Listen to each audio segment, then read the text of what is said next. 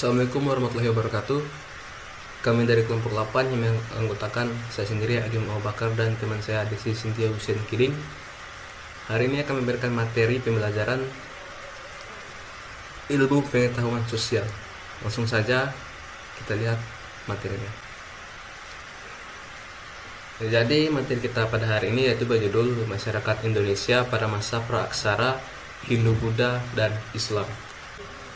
Masyarakat praaksara atau yang juga disebut masa nirleka, nir artinya tidak ada, leka artinya tulisan, adalah zaman ketika manusia belum mengenal aksara atau tulisan. Masa praaksara adalah sebuah periode sejarah yang berisi peradaban manusia tidak memiliki sistem bahasa tertulis atau tulisan. Tulisan menjadi sebuah hal penting dalam pembabakan atau periodisasi peristiwa sejarah karena tulisan memiliki peran penting dalam proses transfer pengetahuan. Indonesia pada masa praaksara adalah sebuah periode sejarah dalam peradaban Indonesia kuno.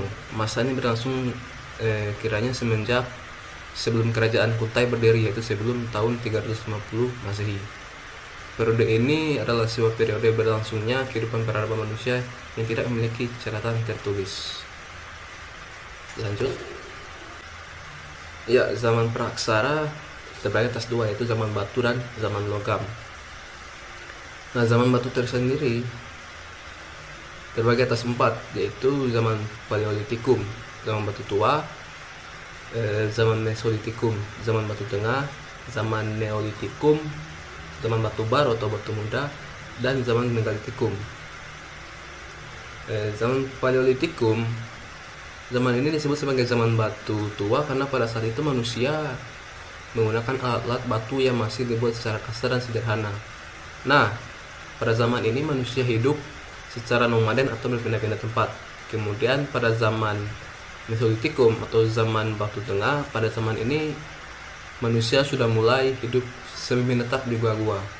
Pada masa ini laki-laki berburu dan perempuan tinggal di gua-gua untuk menjaga anak dan memasak.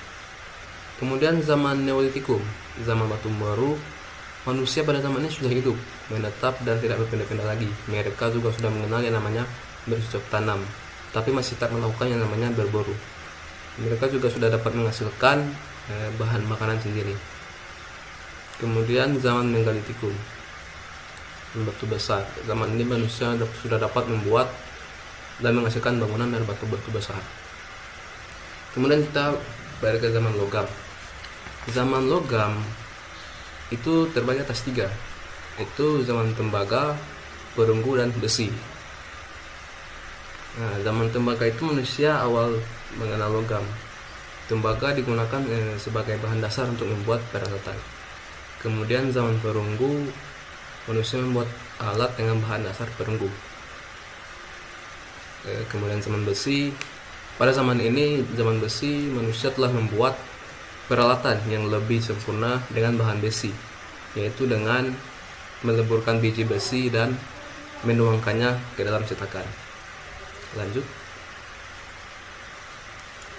Nah, masyarakat Indonesia pada masa praaksara ditinjau dari ekonomi. Kehidupan manusia pada zaman prasejarah mengalami perkembangan itu sebagai berikut. Zaman berburu dan mengumpulkan makanan tingkat sederhana, zaman berburu dan mengumpulkan makanan tingkat lanjut, zaman bercocok tanam, dan zaman pendagian. Zaman berburu dan mengumpulkan makanan tingkat sederhana yaitu mereka mulai tinggal di gua tetapi masih berpindah tempat jika kehabisan makanan. Kemudian zaman berburu dan mengumpulkan makanan tingkat lanjut yaitu pola kehidupan masyarakat pada masa berburu dan mengumpulkan makanan ini adalah hidup di gua-gua tepi sungai atau di sekitar pantai. Pola hidupnya masih berpindah-pindah atau nomaden. Nah, bercocok tanam, manusia sudah mulai memproduksi makanannya sendiri, walaupun tradisi berburu tidak dapat dihilangkan. Kemudian zaman perundagian merupakan akhir dari zaman batu, yaitu ditandai dengan masuknya zaman logam seperti yang sudah dijelaskan tadi. Jika dari aspek pendidikan, pada masa praaksara pendidikan dilakukan secara lisan serta melalui observasi dan imitasi.